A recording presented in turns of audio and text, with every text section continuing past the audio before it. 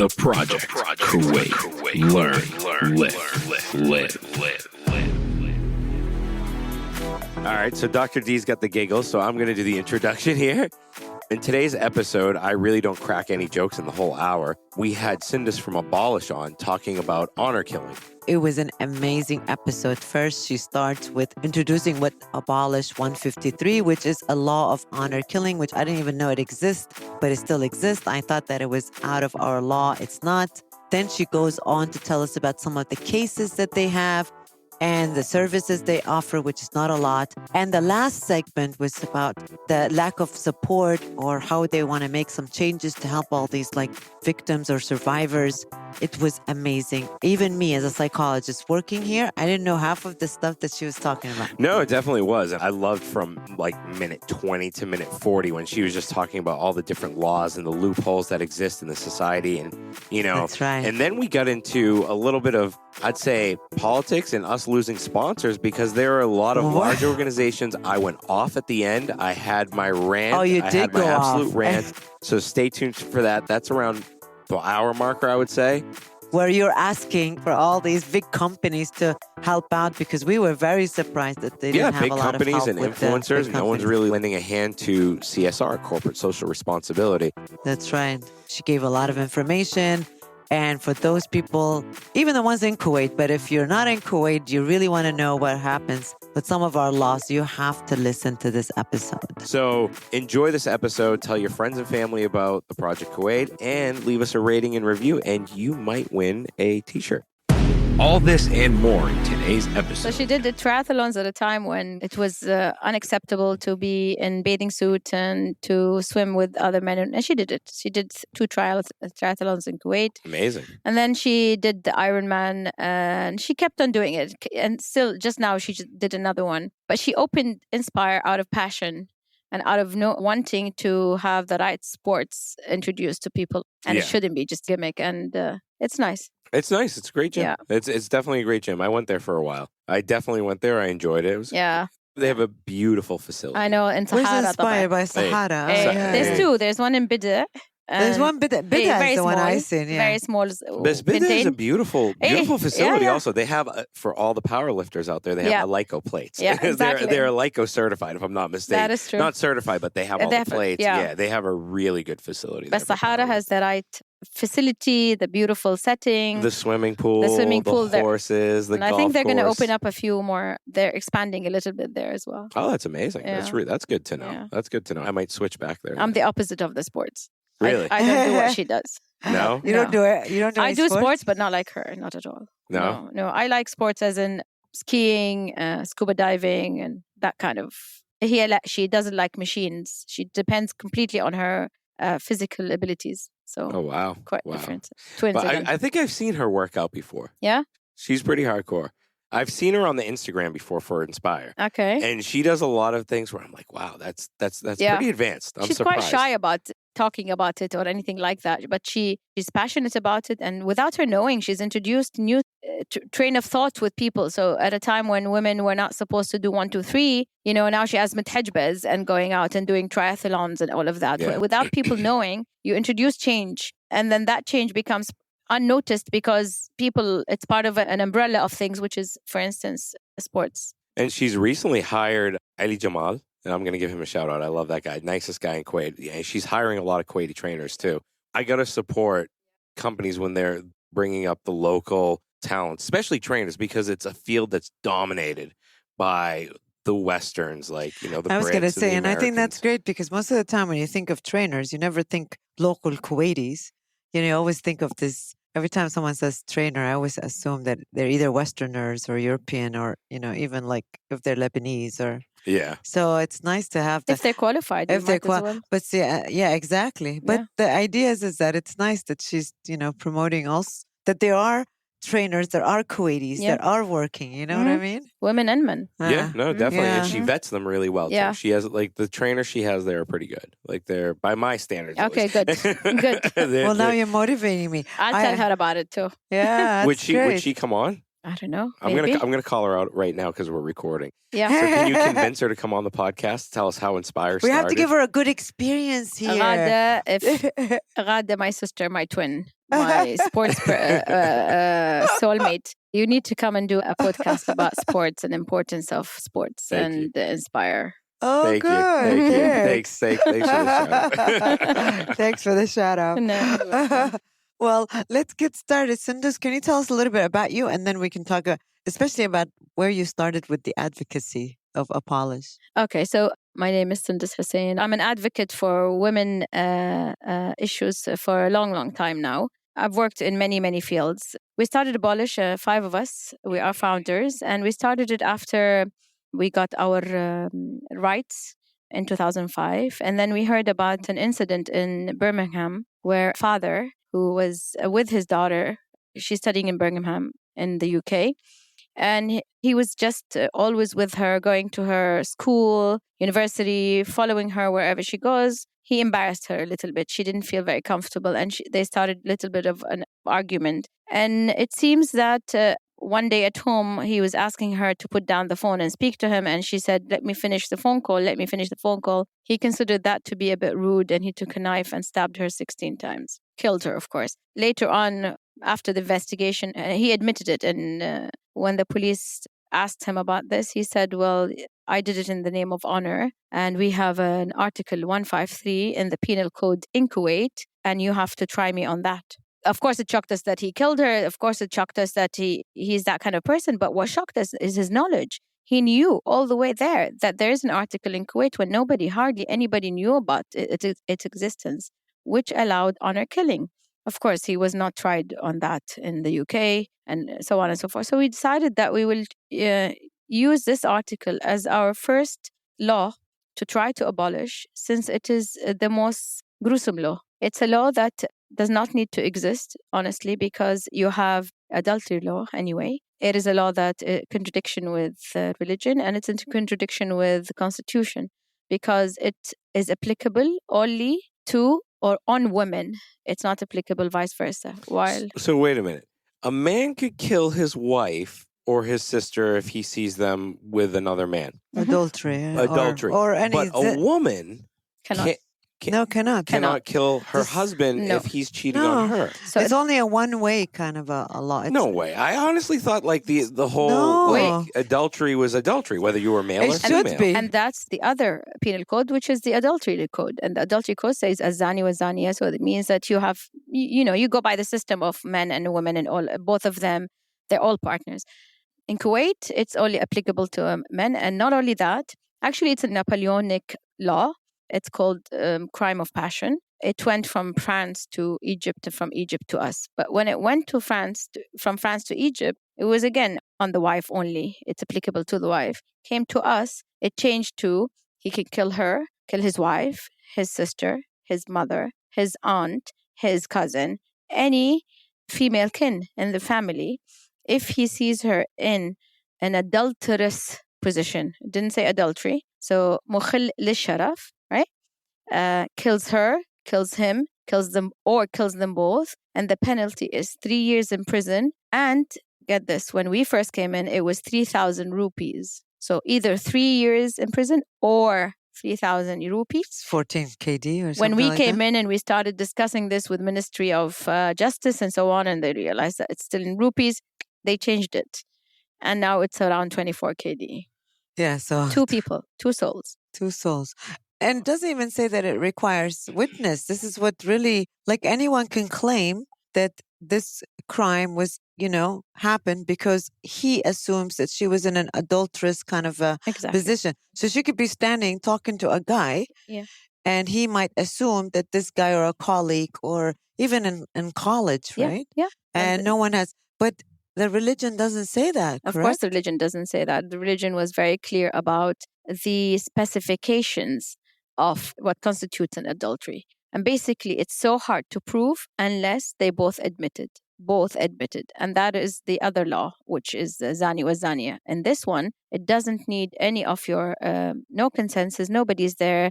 And there's a word in Arabic, also in the law, in the code, it says, وَمَنْ فَاجَأَ. You know how the Arabic is very different. Faja'a versus fuji'a. Faja'a means you went in, you saw something, you didn't like it, you got out, you're thinking of to do something. So you go to the kitchen and you get a knife and you kill them. Fujia is instantaneous. You come in, you see something you don't like, you pick up something right next to you and you kill them. So even with that, that is not a crime of passion, because crime of passion is instantaneous. You feel it, you do it. So anyway, either way, we don't believe that this law should exist. And we started advocacy campaign with the parliament. We started an advocacy Now, campaign does this exist in Saudi Arabia? Does all it over the exist? Gulf. So it exists all over the Gulf. It's not just Kuwait. Actually, it exists in the whole Arabian Peninsula. Really? But certain countries, it's a nomadic. So it's not really an Islamic law. Mm-mm.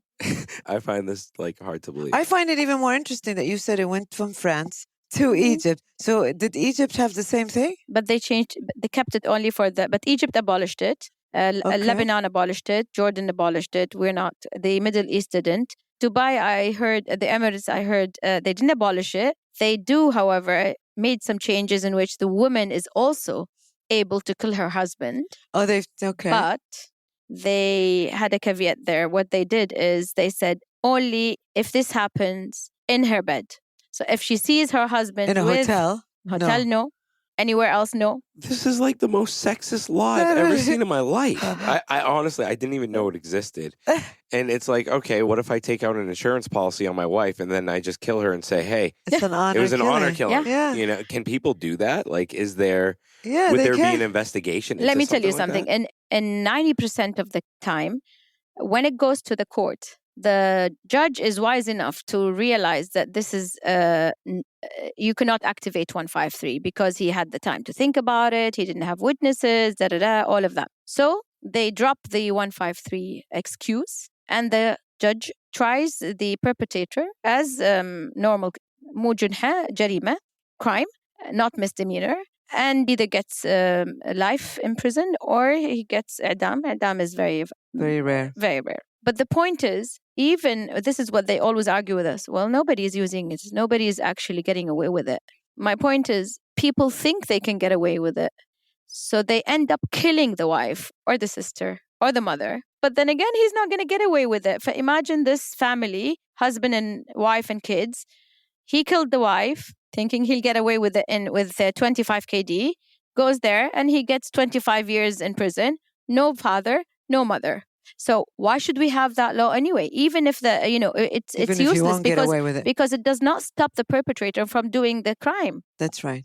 So today we have a lot of missing women, and when we ask about, when people report them missing, like their friends or their cousins, they said they went to Saudi to get married or they went whatever to get married, but nobody knows where they are. There's no proof. And there could be a possibility of, that they were murdered. Yeah. That's right. No, when you were talking, it reminded me at one time in the US, people were like thinking that, well, it's self-defense. I can kill this person or, it in the name of self-defense. A lot of people were thinking that if I, if it's a domestic kind of argument and people are thinking, well, if I kill my wife or if I kill, my husband, then I can claim that it's self-defense and therefore I'll get away with it. Obviously they don't, but you're right. I think a lot of times people are acting because they're angry and they're assuming that this is going to get them, they're going to get murder. Yeah. Yes. And we've seen cases. I mean, there was a case in the beginning of our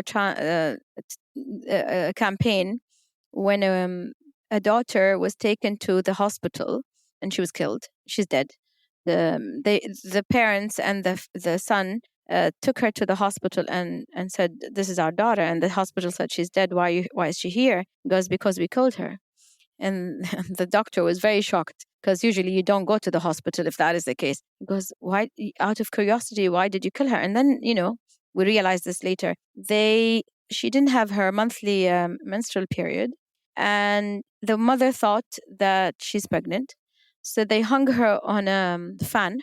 And for 3 days, the father and the son took turns on hitting her. And she died, of course, right? That's just sick. That's very sick. What's more sick is that when they did the autopsy, they realized that she had cysts. Fibromatosis or fibro something. Something like that. She had cysts. That's why. And then she didn't, So what happened to them? No, of course, the court system looks at this without any passion whatsoever. there's no, it's So it's for a crime. life. It's a crime. It's a crime. Thank God. It's a crime. And did But they she's think they dead. were going to use the 153? Yeah, but she's dead. Because they misunderstood. They misunderstood the whole thing. So I have a question, and you brought this up earlier when we were talking before we started recording, and that was when you said you had to put yourself in the perpetrator's mentality. You had to put yourself in the mentality of the person that doesn't understand the law or doesn't get it. And now I'm starting to understand that a little bit more. Can you kind of dive into that a little bit of how you can, like how you had to put yourself in the mindset, why you had to put yourself in the mindset? Well, today we had a 2-day conference, and it was all about violence against women and so on and so forth. And we talked about many issues. There were lawyers, there was district attorney, there was many people talking about the changes that they need to make to the law, both for 153 and for bringing new laws to protect women from violence against them. By the way, there's no law to protect women from violence in Kuwait. So one of the young men came to me and he said, "What do you expect me to do? If I see my sister in such a position, what do you expect me to do?" I said, "I expect you to do anything but to kill her, because maybe I won't kill her, but I'm supposed to hit her." I said, "Why are you supposed to hit her?" He goes, "I'm the man. I'm the protector." I said, "Why do you think you're the protector?" He goes, "Because I'm the elder brother." So we have a whole system in Kuwait or in the Arab world where a man feels that he's responsible for the purity of a woman. And they've been told this over and over and over again, to the point where they've actually now not only believe it, but they see no other role for them except to protect their women from any impurity. And I said, "What if you come in and she's talking to someone on the phone and that someone is a man? Would you have to do the same thing?" He goes, "Of course. We don't have the concept of her speaking to a man. Therefore, I would do the same." So I think, part of our work in Abolish and Ithar today is to change mindsets, educate people, go out. Because the first time we started, they said, people were up against us. Says, "Why are you promoting zina? Why are you promoting adultery?" And we're saying, "We're not promoting it." So we're trying to explain back and forth. And now I think we've gained momentum, and there's a lot of CSOs and NGOs in Kuwait that have accepted the word violence, the word honor killing, in a time when, 5 years ago, people were just looking at us as if we were, this is impossible to talk about.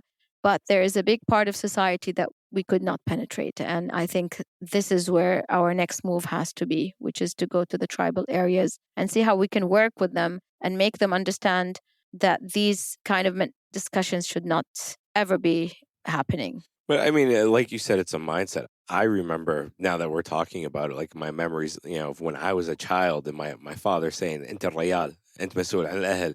In English, that means you're the man of the family. You have to take care of everybody. It's your responsibility that your sister, stays out of trouble. It's this. I mean, I remember when I was a kid, and we didn't think anything of it. My sister was riding a bike. My dad came home, yelled at all of us. And, it kind of spiraled from there. My father was educated in the United States. He lived in the United States for like 15, 20 years. But he still had that mindset of the whole honor thing. And, and it was explained to my mother, like, oh, what if, something happened, she was on the bike. Girls aren't supposed to ride the bike. They're not supposed to sit on the seat. They're not supposed to say this. And now that you're talking about this, I'm like, wow, I never would have thought of it in this day and age, going back 20 years of that whole situation that transpired. And it's amazing that people still have that mentality. That's exactly. So when your dad was telling you you're the man, you are supposed to be the protector, he's already penetrating ideas that she is your honor, she sharaf, and you have to protect her. And if she goes against the sharaf, then it means that you, the man, have to take care of it. So from the beginning, men like you, little boys, grow up to believe that this is my job. Yeah. And if it wasn't for the hadar kind of, or I wouldn't say hadar and bedu, I don't like that distinction, but there is. I agree with that. Yeah, but there is a cultural gap between two entities or three entities in Kuwait. And that cultural gap, partly because we've been maybe educated longer, maybe we've been exposed to many things that they have not been exposed to. We're traveling more. We've done things as women where we proved that working, meeting with men, sitting in a coffee shop and discussing something, traveling in an airplane alone without the chaperone, Chaperone, all of Mahram. all of these eventually showed the society that we're not doing anything wrong, and then we can handle it. and we can handle it, and then they just let go of their offenses. But that didn't happen out there and the other side, because they couldn't travel alone. We were sitting with someone who said, "You have 2 daughters?" I said, "Yes." And she said, "Are you going to have another boy?" I said, "Why?" And she said, "Well, you must get a boy." I said, No, we've agreed, me and my husband, that we get 2 daughters. She said, "Mahduda, you're very lucky." I said, "Why?" She goes, I don't have that choice. I have to get this many boys and this many girls." And it's sad. It's sad, especially since Kuwait is talking about women empowerment now. But how can you empower women when they're scared? How can you say to women who are intelligent and have been educated and all of that you can become anything you want? But she can't, because when she goes home, she might be hit, she might be abused. We have a case where a very well-known medical doctor, very strong. You would not think that she's that kind of person. She's strong. She goes to conferences and whatever. She comes home and she gets abused. Wow. Physically abused. But there's no protection for her. So there is nothing for women in general? Domestic violence? There's nothing for domestic violence? No. I mean, in the States, they have shelters built up. They have we don't have support shelters. systems, programs. And but we have a restraining order here, right? Okay, so you can go to the police station and you can raise a case against your abuser and then go home to your abuser. Or if you're lucky, you can They can't come home and take him out of the house? Not unless it's very severe. So if it's very, very severe, meaning he almost killed her. And at that point, the police will go and take him out and keep him in the makhfar for about 2 to 3 days, maximum 7 days. Again, he's going to come back. And so they don't have a restraining order where he has to stay out, like in the U.S. Only when the qadiyya keeps on going, right? So if you have a case... So she has to press charges. So she press charges. But then she'll be pressured to not press charges. Because she's back with him. That's right. So that's why we had to start ithar, because all of a sudden we're talking about honor killing, but the ones who are giving us calls now are people who are abused, ladies who are abused, but can't get away from their abusers. So they ask us, "Can you help us?" And we didn't know what to do. So we did, again, ithar, and through ithar, 2 venues. One venue is to advocate for laws to protect women from domestic abuse, to ask for shelters, while the other venue is to help them. So we take them. So do we have shelter now? No. So where do you take them? So in 2017, me and my colleague Amira Bahbahani went to the CEDAW, the UN, and we talked about this. And Kuwait promised that they'll have shelters. And 2 days after the CEDAW meeting, Kuwait announced the opening of a shelter. Oh, okay. And still till today, that shelter is just an empty building. Huh. So nobody can use? No, nobody. There is no staff. There is no nothing. And where is it located? I don't think I'm supposed to say, but is it like farther or is it no? in It's in Ahmadi. Oh, okay. Yeah, but it has a two parts. No, I was just hoping that it's not like in the desert. No, it's not in the desert. It has a shelter. So the counseling center is a day in, day out. So, and then you have the actual shelter, but they didn't open them. But what's the delay? First, the delay, they didn't want to do anything about it. They just played Who's the game. in charge of this? Ministry of Social Affairs. Okay, and then? And then we went back to the parliament. We had 3 meetings with the Women Committee. We went back and forth discussing with the Ministry of Social Affairs. We came up with a draft law. We gave them a draft law. We, as Ithar and Abolish, a draft law for the protection of women. They had another draft law. We said, let's consolidate whatever. Nothing happened. And the shelters, nothing happened. And till today, they just in September announced the opening of another 4 shelters. And we said, okay, where's the first one? Why are you announcing 4 shelters when the first one does not exist? I'm sorry. I'm still in complete and Why are shock they announcing? at all of this. Like, we literally don't live have in a the wild, shelter. wild west. Yeah. It's literally the wild, wild west. And we are in one of the most advanced countries in the world. And we don't the have richest. a shelter. It's unbelievable. That's And what did our Amir get as an award? Amir al-Insaniya. Yeah, humanitarian award. Yeah. So if anything, we should honor that word for him. No, we should make it happen.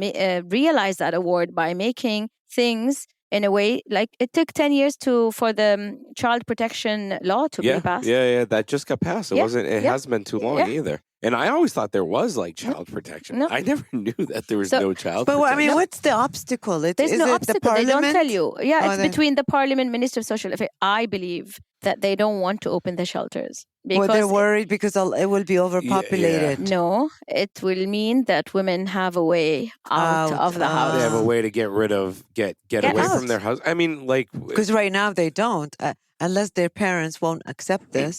And then now, granted, there are a lot of parents will not accept this for their daughter.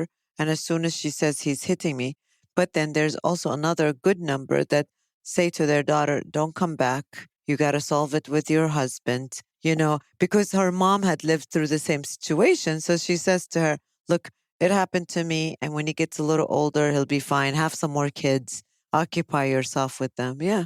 So there's no support. And if you don't have any support, Actually, you're very right. And we never advocate as a campaign or for immediate tensions between the couples. Our lawyer, we have a volunteer lawyer, Adra Rifai, helps the victim, or I don't like to say the word victim because eventually she is a survivor. So she'll help the survivor by talking to the survivor and to the husband and to the family to try to solve it in a nice manner. And many times when he sees that there is someone behind that, his wife, he'll take a step back and says, "Let me think about it." And it solves itself. But it's only at the times when you can't reach that point that you need to help the women. So what do? We have to take these women with their children, find them places to stay, get the whole cycle started with the courts, with the psychologist, we have volunteer psychologists, we have volunteer lawyer, we have we're hoping to get more. And we have a helpline since Ministry of Social Affairs, a helpline only works 9 to 5 and no weekends. and you guys have one? We a have hotline? one, yeah. Oh, okay. All right. And 24 hours? yeah. Wow. But it's again, we are self-funded. We do one event a year. It's an art exhibition fundraising event so that we can get a little bit of money so that we can continue our work because, in Kuwait, Faraq al-Amal doesn't have funding, which is fine. But, it's up to us to bring this money. We didn't want the money to go on giving shelter and supporting them and, giving them machla and all of these things. But we do what we have to do now until the shelter is open. And I'm really eager that two things happen. Shelters open and a law that protects women from abuse happens soon. Right, which is something that ASAP we should be doing it. There's another law it's 182, and this will shock you, in Kuwait. And it says that if a woman gets raped and her dad approves that her rapist marries her, then the charges are dropped. I heard that the Makhfar, they force you to marry her. Is that true? Yeah. They say they ask you, yes, either sijin or jail, yes, or you marry her. Yeah. And some people, obviously, they go for jail. Jail is 1 month? It's nothing, but no, it's much more. The raping is much more. Oh, it's much more? Much more. But they go for the marriage. Because you can divorce her after a couple of weeks? No, they cannot divorce her after a couple of weeks. You're not allowed to. But the problem is, can you imagine? Can you imagine what she's going through? Can you imagine? He raped me, and now I have to live with my rapist. That's right. In Lebanon, they had a big campaign called "My Dowry Is My Rape." Yeah, wow. And they abolished that law while in Kuwait it still exists. Right. So you're saying that if he rapes her, he could be a stranger and he rapes you. Can you imagine? No, I can't imagine. The violation that you're feeling. And now you have to be his wife. Yeah. Sorry, I wasn't just fiddling on my phone for like 5 minutes. I was looking for a post that I saw on Kuwait Up to Date, and this was recent. A survey on social violence by Kuwait Society for Human Rights showed 54% of women of various nationalities in Kuwait are victim of violence. The survey was presented by lawyers Atiab Al-Shatli during a synopsis titled Towards National Visits Advocate. I wanted to read the percentages, which I think are the most alarming to me, which is psychological abuse, 45%, physical abuse, 36%, and then there is sexual abuse, 16%, and abuse at 2%. And then there was financial abuse, which was also in there. This is on Kuwait Up to Date. We're the ones who did this. You guys survey. did this? Okay, yeah. all right. So we did the survey and we got a professor to do it for us. Amazing, because I wanted to ask you about the financial abuse. Because when you were talking about the shelters and then women would have somewhere to go if there was abuse and they could go to the shelters. Now, a lot of women are afraid because of the financial perspective. That's true. There are a lot of females in Kuwait that don't work. And there is no there's And no there's no support. funding, yeah. Especially for parents, as I see them a lot at the clinic, and she'd be abused. So we're talking about domestic violence now. It's no longer just physical and emotional. There's economical, right? So the idea is that even if he's not, let's say he's not beating her, he's not touching her, but he is holding money against her. He's trying constantly, even if she works, he takes her money from her. So that's all emotional and, economical abuse. And she can't go anywhere. What about NGOs? Are there any nonprofit organizations that can open up a shelter? Is it legal to do? No. We can open counseling centers, and I think الجمعية الثقافية النسائية is going to open or is about to open a counseling center. So you can't open a shelter? Why? Because it's too demanding. It's financially demanding. You cannot. I mean, that's true, but I mean, look at in the States. I mean, in the United States and in Europe, there are a lot of big companies like McDonald's, for instance, who support. They sponsor, but they support. They fund a lot of these shelters. Whether it's drug rehabs or I'm sure we can get funding. Shelters. No sponsors. But there's another problem now. If you open a shelter in a place like a group of us opens a shelter, who's going to protect us? Yeah. If you're an abuser and you come to me and I have your wife. Yeah, that's true. You're going to hit me and you're going to hit her and you're going to tell me you have no right to hold her in because there's no law that says that she can go to a shelter. What about if the wife went back to her family? Actually, this is part of the solution. Is it legal? Yeah, it is legal. So it is legal. Yeah, so of she course. is protected from that perspective. Definitely. So her father, so to speak, can still if she has a defend friend, her. if she has family, if she has a sister, this is resolvable. But that's saying that they will take her back. Yeah. But a lot of them are not taking them back because they don't want the trouble. They don't want problem. Some of them don't have the housing for them. They don't have the financial support.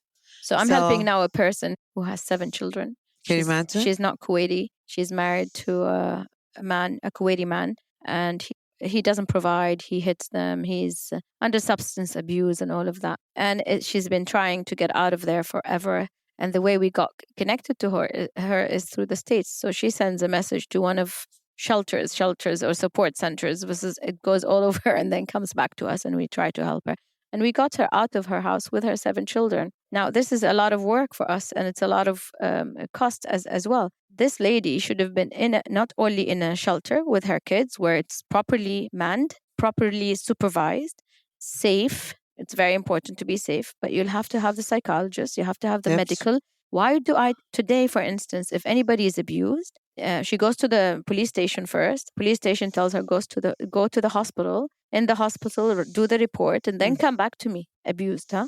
So you're telling an abused person to do all of this, which is really ridiculous because they have a mentality by themselves.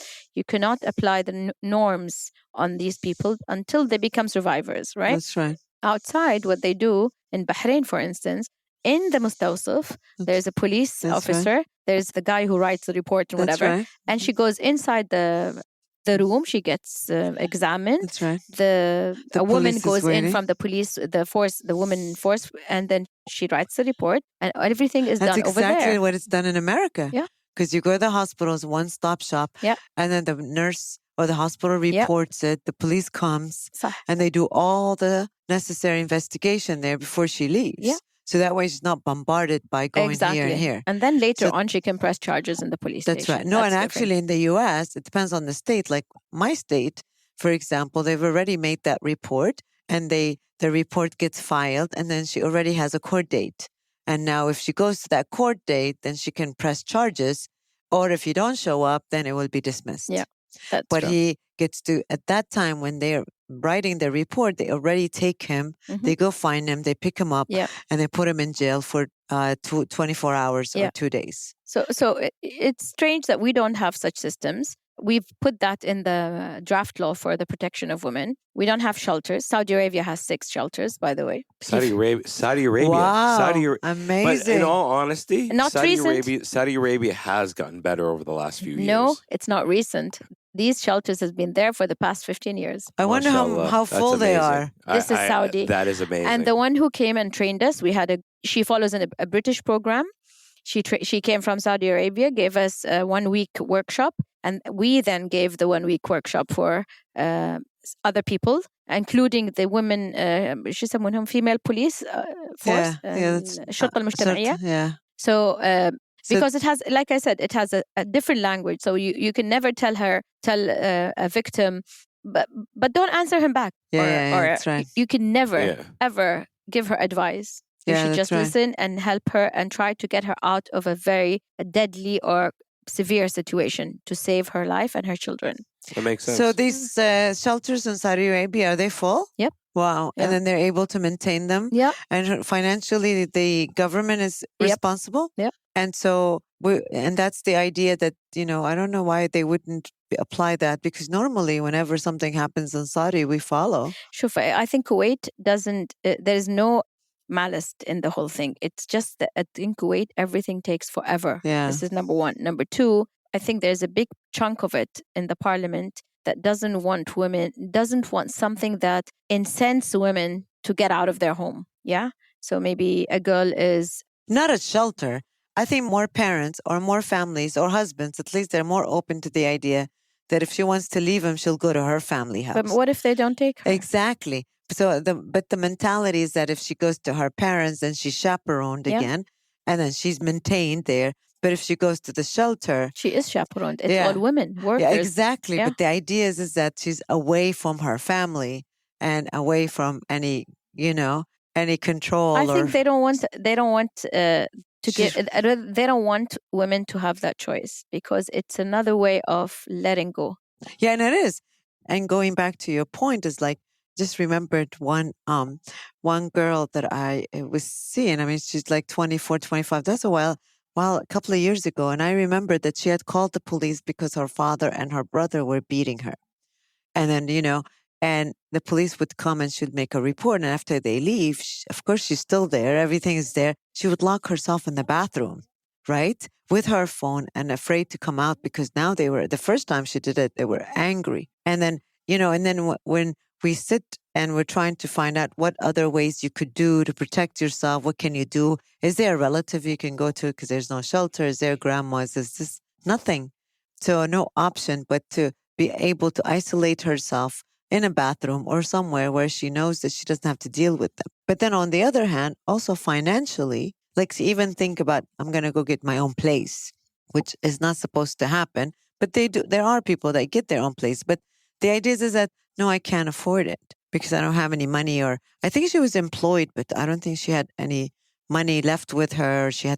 They were taking it. But I can't remember the detail, but just the idea of like, this thing, like if I had money, I probably will be able to find some shelter, roommate or whatever, but not even that. So you stay there until you figure out, So in the center in Bahrain that we've visited a while ago has a whole group of volunteers, and they take the call. First of all, the person identifies themselves. And if anybody in the call knows that person, she'll say, I'm going to, without saying so, she'll say, I'm transferring you to my colleague because you should not have any close relationship to that person. Then they ask questions and they start to understand whether she is in danger or she's going to be in danger. So they start helping her out through a whole methodology until either it's resolved by telling her, go to a friend, go to your family member, speak to someone, all of that, until you reach a point where khalas, you have to get her into a shelter. At that point, you take her into a shelter or you tell her where to go. Yeah. Do you know that in Kuwait, we don't have rape kits? We don't have rape kits. If someone is raped and goes to the police station, there's nothing that the police station can tell her to do. Nothing. Mm. And then, unless she goes to the hospital. Yeah, but that's who maybe sometimes they don't know that they need to go to the hospital, and only in the hospital the rape kits exist. Right. But then that means that, waiting for emergency, waiting for your turn, because if you go to these government hospitals, there's a lot of the people. police I don't want to sound ignorant. What is a rape kit? A rape kit before the lady takes a shower or whatever, you have to use that rape kit to scan DNA and exactly everything. to find out who's your rapist. That's right. Yeah. So we had a case at one point. She's actually European, and she went to the police station and she reported it. They told her to go home and they'll get back to her in 3 days. What? Yeah. Well, no way. Not with DNA, nothing. Khalas, it's gone. Oh my God, that is appalling. Yeah, they don't see Kuwait because we've been sheltered for a long time. It's the same issue with children, child abuse. No, nobody hits children. We're all fine. Nobody rapes them. Nobody sexually abuses them, nothing. And Kuwait has always been, la, la, la, this doesn't exist in Kuwait. The minute we broke that barrier, we had a flood of cases. And when we had the flood of cases, then we realized that we had to put a system, had to put a program. We have to recognize symptoms of abuse. We have now the doctors can report a problem with the children, and they tell the police station. The police station will go to the house, as opposed to before. You're not allowed to, as a police, to go into the house. You knock on the door, and if the household, the man responsible for the house says no, you're not allowed in, they're not allowed in. Right, but even if they go in and they can't go in. Well, now they can, right? Yeah, now they can. But what do? They have a scan team with them. Okay, and then after that, this person has been accused of... Removed from the premises where his children is. And then do what? What do you do with him? Khalas, it becomes a case, and he goes through the court system, and he has... If there's violence, right? Yeah. But what about sexual abuse by a cousin? Same thing. If you report it, they remove the cousin. And then they charge them as rapists. Yes, of course. I'm not saying that when you have a law, things don't happen. They do happen. But there's a system to start to address it. Today, we don't have a law for women to be protected. We don't have a law to keep them in a place where they are safe. So at least let's get this moving. So today in the parliament, we say, you guys have 2 draft laws. One of them, actually, Amar Tabtabai was an amazing help to us. He got 5 MPs to sign on abolishing Article 153, and he gave it urgent status, صفة مستعجلة. But صفة مستعجلة in the parliament means it takes 2 years. Yeah. Yeah. So, or 3 years. So at least he kept on moving it. At least it's signed. And he's always, honestly, I'm very sad that I did not vote for him. He is in my district, but I'm very, very upset that I didn't vote for him because I didn't know him then. And he is a man who is true to his word. When he wants to help you with something, he doesn't take shortcuts. That's amazing. And he comes across as such. And there are because you really need powerful people. There are other members of parliament who also try to help. But there's, as one member of parliament asked us in the beginning, how in hell did you find this law? Yeah. 153. There's 2 people in Kuwait who asked us this. One, I will not mention his name, but he is in the parliament. And the other one was the ex-minister of justice. How did you find this law, he says. Right. And then how do you respond when they say, well, we're not using it? No one has got off of honor killing off from criminal charges. What do you say? How do they know? Yeah. How do they know nobody got off? I mean, since you've been on this, have you seen anyone tried using 153? So let me tell you another thing. So this is when we went to the Ministry of Justice. We said, can we get statistics? Because everybody's asking us about statistics. Can we get statistics? Yeah, you can get statistics. And then we go back and forth for 2 years and trying to find the statistics. And we realize that when a person is tried or when he uses 153 and the judge says, no, it's not applicable, it gets erased from the reports. So there's nothing documented as 153 and he gets tried as a criminal, right? Right. So where is this first info that says he killed his sister or mother right. That's right. based on 153? We don't have information. So nothing is recorded. So it's good. It's أقولهم سلاح ذو حدين. It's if they say this to us, we say, well, how do you know how many cases? Because you guys don't keep track.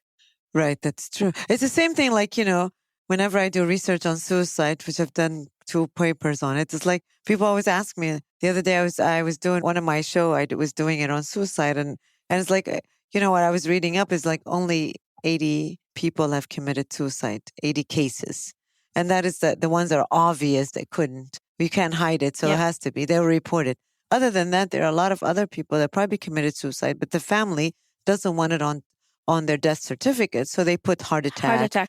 Or they'll put something like even overdose, which looks like it probably were overdosed by suicide, right? They'll write it as a heart attack or an overdose, but not mentioning that. So whenever people ask me, well, how many cases? 80 is the only reported one. I'm sure we have a lot more. And so it's the same thing as what you're saying, is that it's so hard to find out if anyone has used this 153 as a law, because you can't tell because nobody's keeping track of it. And right. even when and that's why they're minimizing it, because they're saying to you, Sundus, nobody's using it, so why are you working so hard to... I say, why do you have it if nobody's using it? Why is there a penal code when nobody's using it? Especially like it contradicts another law, another rule, right? Yeah. So you either keep... So why are they not taking both out. 'Cause what's the other one says? The other one, Malzina. Malzina, that's right. Malzina is according to okay. the Constitution, and you can't kill a person. You have to go to the court of law, Right. and you prove it, and whatever, all of these, and there's investigation, and nobody's killed according that's to that. right. Yeah, Yeah. but Which is so silly because when they added the 153, they didn't realize it No. was contradicting. No. Okay. And then we have How interesting. we also have lack of statistics when it comes to violence. The last issued statistics for violence was in 2016. We had about, I think, if I'm not mistaken, 450 reported cases, from which only 70 were tried. Wow. Mind you, many were not reported, right? So this 450 is a lot, considering that, people don't want to report it, but they did report it. Only 70 got tried. Wow. So we basically have zero statistics on abuse, zero statistics on rape, zero statistics on child molestation. No, now we do. Now we do. Yeah. But I'm sure that exists, and I'm sure it's existed in Kuwait for a very long time. of course. I mean, I think that one's a big one. But where? That's the thing. Where is it? Is it with the doctors? Is it with the psychologists? So, Yeah. what we're trying to do is, first of all, statistics or not statistics, this law is a law that should not be in a civilized country. Yeah. No, 100%. Honor killing is out. 100%. Definitely. I agree with you. 100%. Then But you're saying the GCC still have it. Yeah, but which means civilized Bahrain, who has shelter. yeah. See, now that's even more contradicting. Yeah. You've got a country that has shelters that believe in women rights. They believe that women should not be violated against, but they haven't removed 153, which is a violation of women's rights. Again, we are all tribal societies. Wow. Before we wrap everything up, I'm going to shoot some questions at both of you. Now, what are some... Sundos. No, at both of you, though. At both of you, though. I'm not a female, and I can't answer any of these questions. But we You know, hope You gotta get support into us. What happened to your... One day, look, my family wants me to run for parliament. I said, hell no. I said, I'm too straight for that. But here's my questions, because these have to do with both of you. Now, what are some recognizable alarms that females could see that raise the alarm bells of, oh, I am facing abuse at home? You mean what kind of signs is that What to know that signs- if a woman is being abused, abused. what signs are could be apparent to her? Recognizable signs, yeah. to her To that her her- husband yeah. is abusing her, because some women might think it's normal. No. Especially if it's emotional abuse. I mean, Emotional Yeah. abuse, like I said- financial abuse, Yeah. the economic one. Yeah. because I really truly think as a psychologist, you see a lot of times. So for example, like when I get the person and then I'm asking them question like, is there any traumas, any violence, anything like that? What do you do when you're angry? And what does your husband do? Like, these are kind of questions. Oh, no, he's never hit me. I mean, right away, it's like, no, he's not abusive to me. And I'm like, okay. But then she'll talk a little bit and I'm like, do you work? No, I don't work. Well, where do you get your money? Oh, he gives me like 100 KD a month. I don't know what you can do with 100 KD. So the idea is that he's in control of the finances. Then she continues to say, just last week. And then she continues to say, oh, no, he's a great man. But, I have to ask him whenever I'm spending some money, I have to ask him because, the credit card, they give you that message. So he constantly asks her, why did you spend this? Why did you spend this? So, she was talking to me because on how many session and I have to budget it and I have to talk to his permission to allow because he is the one paying. People that are talking like this, you can tell that there's I don't know if it was a financial abuse, but definitely is a financial control that he's controlling where she goes, where she's going to put her money, how it is. For example, emotional to me is like when someone says, my husband doesn't allow me to go with my girlfriend. I have to share location. I have to get his permission if I can go or not. Then you're probably wondering, what's going on here. When she starts to say to her girlfriends, she hasn't seen her girlfriends for a while because she keeps on saying, no, I can't. My husband is home or, So, Yes. Sindus, in your opinion, would these be beginning signs of the start of abuse or the start of something that could snowball into something bigger? Because everything has a starting point. It turns into, first, I'm very passive aggressive with my wife. Then I'm a little bit aggressive with my tone and my vocabulary. Then I yell control. at her. And then after I start yelling at her, then I begin to push her maybe. And then after I push her That's once, right. then I slap her. And then after I slap her, I Yep. beat the pulp out of her. She And it goes is to the hospital. gradual. So do you see a lot of cases like Dr. Dinka's describing as there's a gradual buildup to the end? Or in Kuwait, is it just right away men think that they have the authority to beat their wives or their, the women in their family, so they go ahead and do it? Okay, so you have a law that allows men to beat their women. It's called the الضرب التأديبي. There's a law. Hold on, let's translate that. We have a lot of listeners in the States. They're gonna be like, what? Hold on, how do you translate it? Disciplinary. Disciplinary hitting. Or hitting. So anyway, Islam does not my allow. American friends are gonna love this. No, nobody loves it. But, my American friends, they'll love this insight that you're giving, by the way. Yeah. We don't see many of the cases from start to end because we don't have the knowledge to evaluate these things. But in many of the cases, the abuser will isolate his victim from her support system. That's right. That's the best word. Yeah. Isolate. Yeah. He does isolate. So don't go with your friends. Don't visit your parents too much. So these are the symptoms sit at that home, a woman, take care of the kids. a woman should realize that this is the beginning of something that is going to go wrong. He knows that if she has a cycle of support, she'll talk and he won't be that much in control anymore. So they isolate them. They keep them at home as much as possible. Even if she's independent and she goes to the office and comes back, she sits at home. Yeah. One of the classes that we gave a workshop was to tell women or men how to recognize the symptoms or the signs of abuse from people who are around you. That's scary because when you're talking about it, I had a friend who was a heroin addict. He, went, got clean, whatever, got married, had a couple kids, and then fell back on the wagon. He was with me in high school. So I knew him and I tried to help him at several points. And, because he had a wife and a kid. And his wife was physically abused for years. And we told her, look, you have to leave. You got to get out of this. You got to get out of this. And then he drove a wedge between us and her and, my wife at that time. And now that you're saying it, it's like, wow. I never really put those pieces together because I wasn't in the situation. Especially earlier you said there was some, a doctor, a known doctor, whatever, that's being abused. It's like a lot of times we don't really think. We think women that are getting abused are not educated or that they don't have a job, or we have this image of them as being this vulnerable, dependent kind of women who are like illiterate. And it's not true. I had a friend. She was a friend of a friend, very educated, so smart, had recently been married. And one time we were all out to dinner and I realized that there was a mark on her back, right? And here's this woman is almost getting her PhD, very educated. And I was thinking, wow, that looks like, somebody hit her. And then, of course, I don't know her that well, my friend. And I was telling my friend, what's up with her and her husband? She's like, oh, no, he's a great guy. But, sometimes he just loses his temper and he pushes her. I don't know what. So a lot of times it's it brings you into awareness that this doesn't discriminate against people that are educated don't hit or sometimes it even surprises you because sometimes I'll get people at the office where she's married to a very educated person, a known person, smart person, and he's the abuser.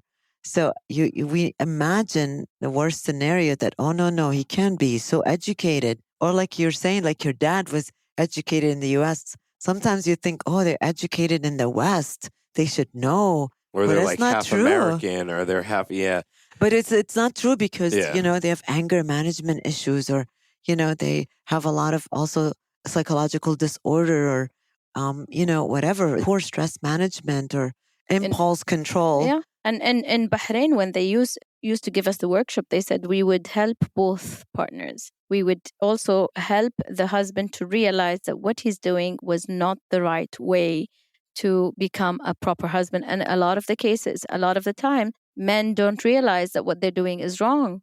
So you can solve it. This is why there's a counseling center, or the idea of a counseling center in Kuwait is to bring the ideas. It's not just for the women, it's for the women and their partners, the husband or the brother and the sister and so on and so forth. It's just to make them understand that this is not your role. She is an independent person. She can be 1, 2, 3, So, all right, we talked about some of the beginning signs of abuse and everything. Now, say abuse happens. What can a person do after they've been abused here to get out of that situation? Can they turn to you guys? Yes, they can. And how could they get in touch with you? First, they get in touch with us through the Abolish 153 Instagram through a direct message. And then when we vet it, we will give them the helpline number because we need to vet it. Otherwise, we'll be in trouble or we'll be endangered as well. And then we talked a couple of our volunteers would speak to them to see if it's really a case where she needs to be removed from that location due to danger or not. And if she needs to be removed, we give her again the option. If she wants to be removed, then we have to give her a shelter. And the way we give a shelter is to get an apartment under our names, basically. And we have a good relationship with a few landlords, and they will take her, and then we'll bring the lawyer to ask if she wants to. Sometimes the lawyer talks to her and she says, I don't want to divorce or anything like that, but I can't be in such a situation. And then the whole process of trying to mend, talk to the father, but the first line of support, and even Ministry of Interior now is sending us cases. Oh, wow. That's actually pretty good. Now, say they want to stay anonymous and they just need that support system via online or on the phone, because some people need that. We can do that. You guys also do that. So but not enough. There's kind of like a hotline. So is there a counselor that's answering the hotline? No, it's us. Our volunteers were trained. But again, when I say our volunteers, you think we are an organization of 50 people. I believe you're probably 20 or 10. We're 5 founders, 4 volunteers from our organization, and 2 counselors and 1 lawyer. So are you guys still looking for volunteers? Of course, we're always looking for volunteers, and we want to have. The problem with volunteering in Kuwait is also the commitment. Yes, so that's true. That's very people true. don't seem to realize that when you volunteer, it's a job. It's actually a job, but non-paid job. So I have students always looking for a volunteer job. But they need we need the commitment, and this is something that is a bit harsh. Yeah, so the not commitment meaning 5 to 10 hours a week? No. The commitment means that you are with us for for let's say 6 months or 8 months. Right. Not I don't feel like it. Because I know whatever. I had some students wanted, or some Would students maybe they worked. Would love to.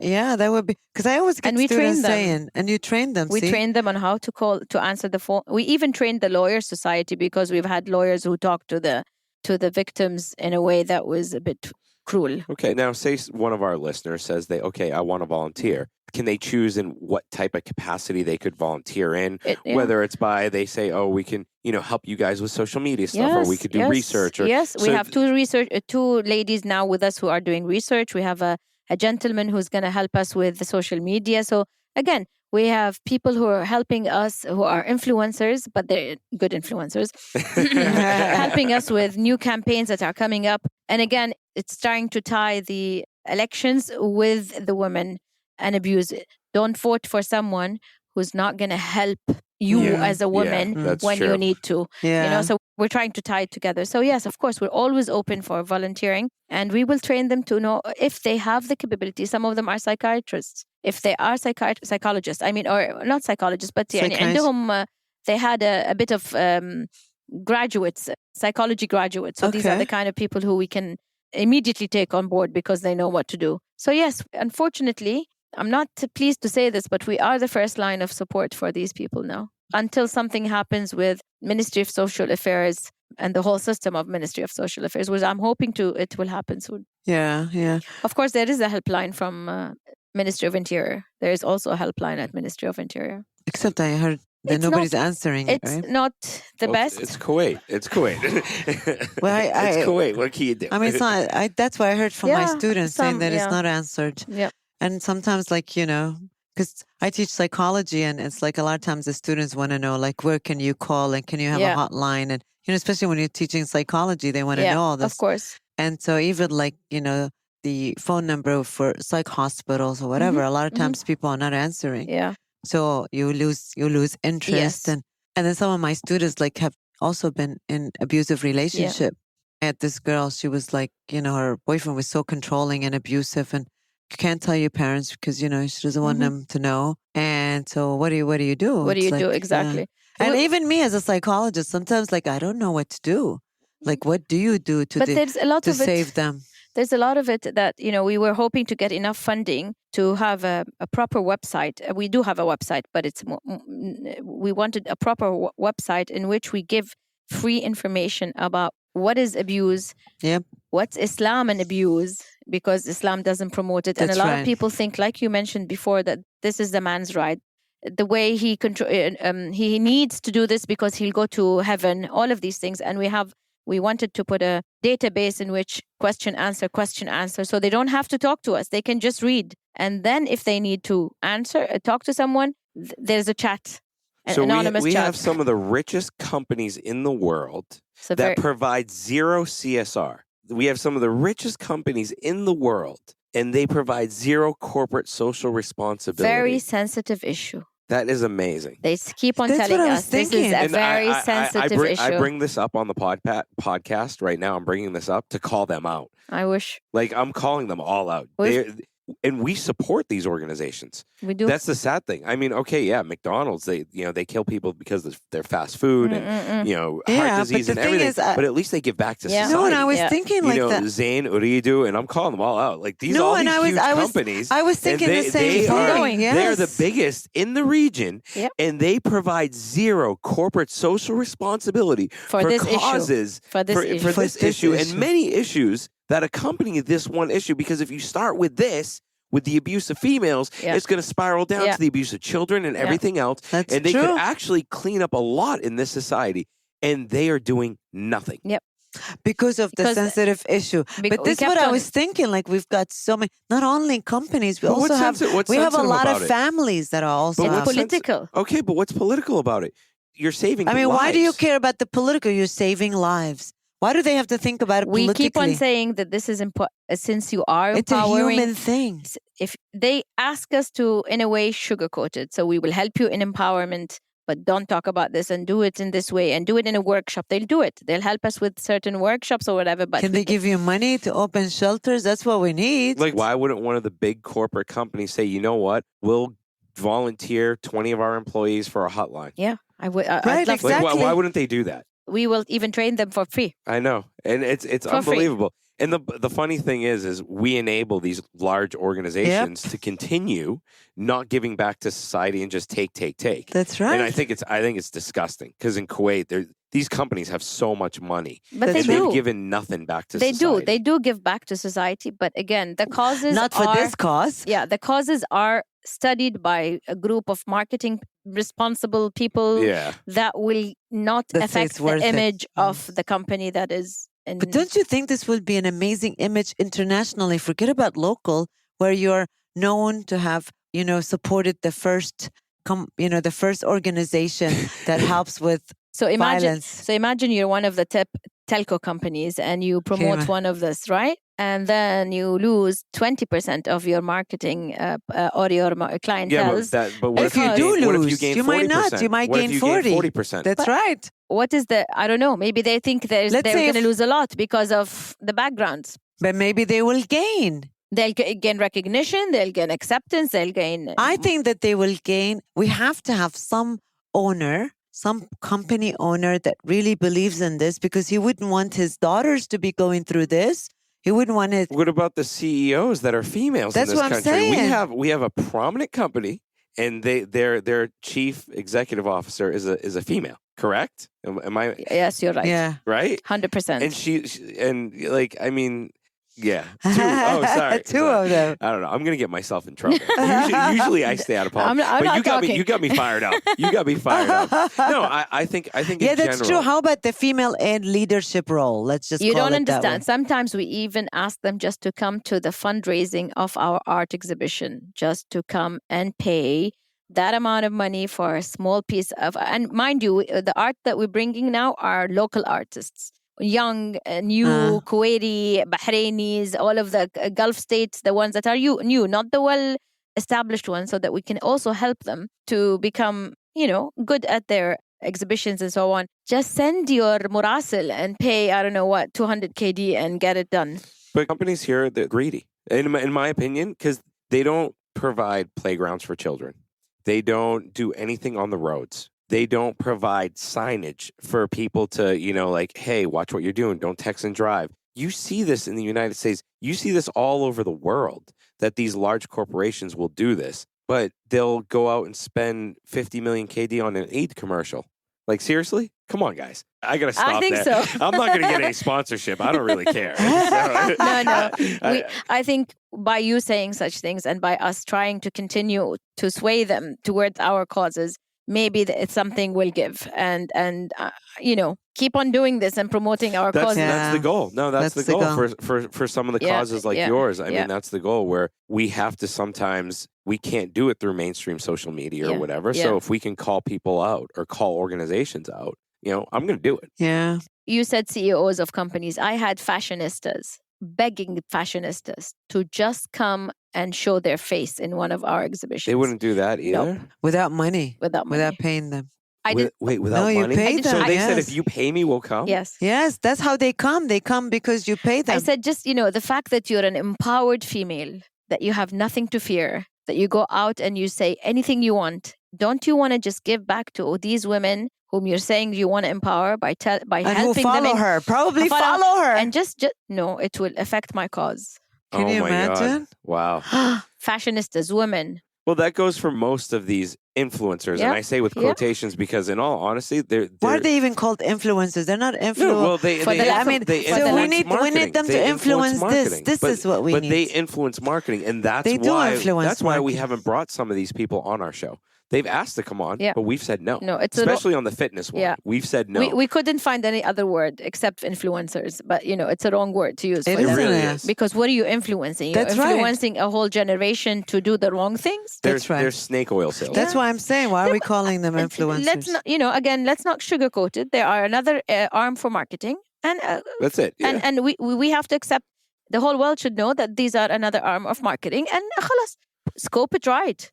Don't call them influencers and society change makers and I don't know what when they don't do anything for free for a cause that maybe will affect one of the daughters or maybe her. Yes, that's right. Imagine if she had that kind of problem for whatever reason. And even if she is, she wouldn't come out to support it. It's funny. I know someone and I want to bring this up to them and I want to see what they say. I'm going to ask them. You know an influencer? Yeah, I know. Wow, you're my role model. I know a lot of influencers. Wow. They all hate me too. None of the influencers like me. we had a group called Women Partners in Progress. Yeah. It's part of Abolish, and we got a grant from Maryland University, Khalil Gibran Chair. And that is to promote change in society by bringing gender gap closer to each other. So reducing the gender gap. So how a man would see a woman and how a woman would see a man.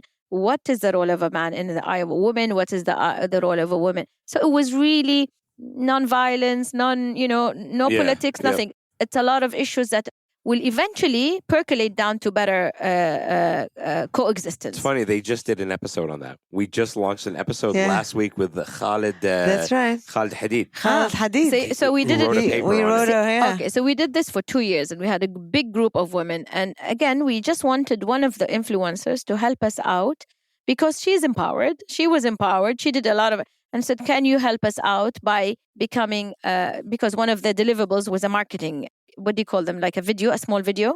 Uh-huh.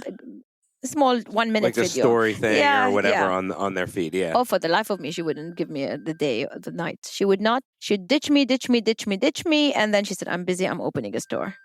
Wow. Can you imagine? That's. And we didn't talk about, honor killing or anything like that. We're just talking partners in progress. Women partners in progress. That's sad. And to our listeners, I mean, don't fund these people. Yeah. Like it's I agree. That is definitely sad. Agree. Just as an end. Yeah, for me, it's like, it really kills me because they'll ask me and my colleagues to always come and do talks and to go on TV. I do it all for free. I have segments, on Kuwait TV for free. For the last year and a half, I've been doing it. Anytime I'm asked to make an appearance, to do a workshop at a university, to do whatever, I do it for free. And I know a lot of my colleagues, and even my colleagues who are a lot more famous than I am, several psychiatrists who are very well known here, they do everything for free. And then what kills me is and then when you ask about these influencers or fashionistas, and then you find out that they were invited for half an hour for a big number of money. Yeah.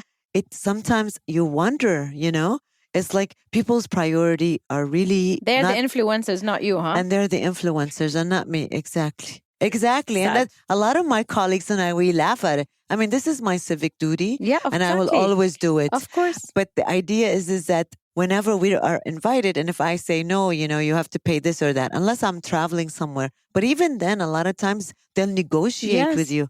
And you've got someone saying, oh no, for half an hour, I brought her to open. One of my client was saying, oh, I opened a restaurant, I don't know what, or his partner. Oh, I brought this fashionista for half an hour. It was like 3,500 dinar. I said, what? Can you imagine? I was like, wow. But he's like, well, she's got the followers. What can you do? Well, in all honesty, if you really want influencers to help you out, go abroad. Because in the United They'll do States, civic it's funny duties. because we've had 2 or 3 guests on our show from the United States, way more influential than the people in Kuwait. And they actually have a good message that they're putting out there. Like, I applaud those people in the Western society because I think they see the value of corporate social responsibility in a brand versus here where they want to sell everything on, these apps and they want to That's sell right. everything. And thank you so much You're for very your welcome. time. Thank you. You definitely shocked me. with You should all see the what we go through information. every day. Jeez. No. I can imagine. And any support you need from Thank you. us. If you guys even want to throw on a commercial on every one of our shows, Okay. I have no problem with that. Thank you. Just let me know, and we can definitely work with you guys to support you in any which way Yeah, possible. me too. Thank you. Me It's- too. If you I've- ever, I've told you this Yes, before. of course. Yes. But anytime you need me, you Thank need you so me much. to I help really you with any appreciate of these victims or Yeah, survivors yeah, as we call them. Yeah. Please let me know. I I don't will. mind at all. Of course, I will. Yeah, This and- I well, definitely do. And anytime you have a message or anything new that pops up with you guys that you want to come on the show and talk about, without a doubt, just reach out. Thank you. I really appreciate this. And, all of us work in a community and we all work together. A lot of good around us, but we just have to tap into it. But it's amazing that you and the other co-founders have put this because it's all volunteers taking time from you and your Yes. family and your kids. Yes. This is an amazing cause. But I mean, when you believe in something and you Yeah. want to make a change for you, Amazing. it's also a change for our kids But that as says well. a lot about you as a person. Thank though, you. No, but Sundus. I think, there's a lot of us like this in Kuwait. I think in That's all over the nice. world, we just have to continue the work and have the right support. I keep on saying we need to get people to think, like you said, these organizations need funding, need help. And since they have the right message, why not help them, whether it's us or someone else. Yeah, it's true. Thank you so So, much. thank you. Thank you. Thank you. Good luck. Inshallah, mashkoora. Thanks for listening to this episode. If you enjoyed it, please head over to iTunes to subscribe, rate, and leave a review. You can also find us on Instagram at The Project Kuwait. Thank you, and join us next time.